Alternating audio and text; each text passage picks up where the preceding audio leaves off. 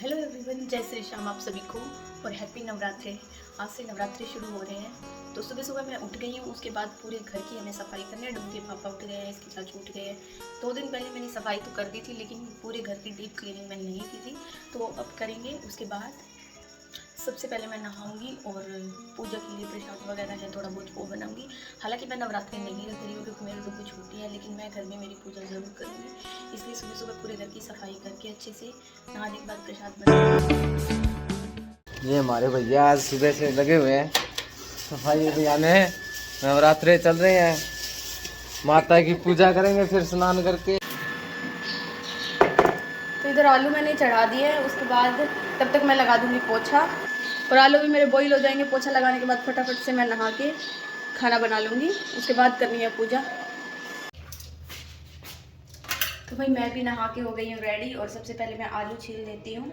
उसके बाद सिंपल बिना लहसुन प्याज की आज मेरे को सब्जी बनानी है। सिर्फ इसके अंदर टमाटर का ही मैं छोंक लगाऊंगी। फटाफट से सब्जी बना के फिर मुझे शीरा बनाना है।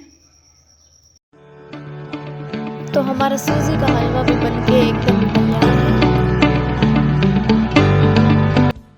बाकी हम सब तो पहले ही नहा लिए थे, फिर मैंने डुग्गू को भी नहा के रेडी कर दिया। और आजकल ये बहुत ज़्यादा चिड़चिड़ी हो गई है क्योंकि अब इसके दांत आ रहे हैं, जिसके साथ ये खेलती बहुत कम है और रोती बहुत ही ज़्यादा है। Oh my God. तो पूजा वगैरह हमने कर ली है, और डुग्गू के पापा भी खाना वगैरह खा के चले गए ऑफिस अपने। और अभी मैं डुग्गू को भी खाना खिलाऊंगी, है ना? खाना खाएगी।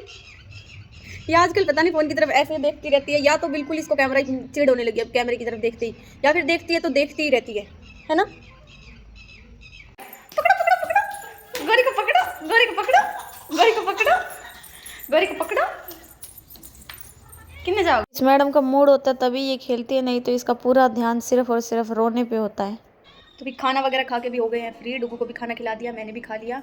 अब पूरे घर की सफाई मैंने सुबह कर दी थी, लेकिन जो मेरे वाला रूम है वो एक बचा हुआ है, उसमें झाड़ू पोछा वगैरह मैंने नहीं किया, तो वो काम भी मैं जल्दी से कंप्लीट कर लेती हूँ। उसके बाद फिर मुझे एक मेरा ही सूट सिलना है, जो कि 2 दिन से सिल रही हूँ, लेकिन काम बनता नहीं है, तो वो बचा ही हुआ है, अभी तक नहीं सिला गया है, और उसको भी आज कंप्लीट करना है। उसकी सलवार तो मैंने सिल दी, बस उसका कमीज बचे हुए, तो वो भी कंप्लीट कर दूँगी। तो सोचा ये था जल्दी जल्दी से काम कर लूँगी, लेकिन रूम की सफाई करने के बाद डुग्गू को भी सुलाया, और आज ऐसा हुआ कि डुग्गू को सुलाते सुलाते मैं भी उसके साथ ही सो गई। कम से कम आधा पौना घंटा मैं सोई रही हूँ आराम से। उसके बाद गोल आ गया तब उठी हूँ।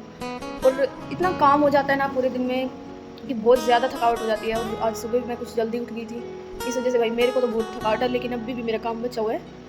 मैंने कपड़े भी डुबा के रखे हैं, वो भी मुझे धोने हैं। उसके बाद आपको बोला था कि सूट कंप्लीट करूँगी, तो वो भी हुआ नहीं। वो मैंने आँख लग गई थी मेरी, सो गई, इस वजह से नहीं हुआ।